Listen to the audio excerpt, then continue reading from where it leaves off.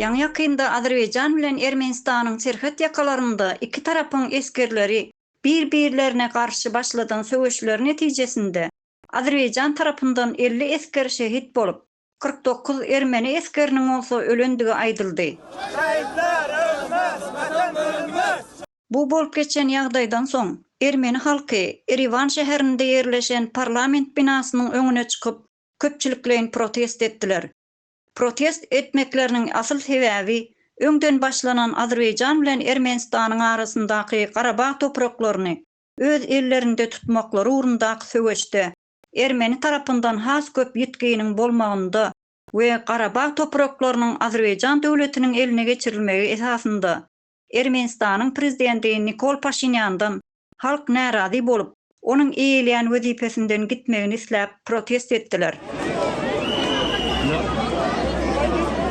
Köpçülik halk tarapyndan geçirilen bu protestde Paşinyan watan we halk dönügi diýilen sloganlar aýdyldy.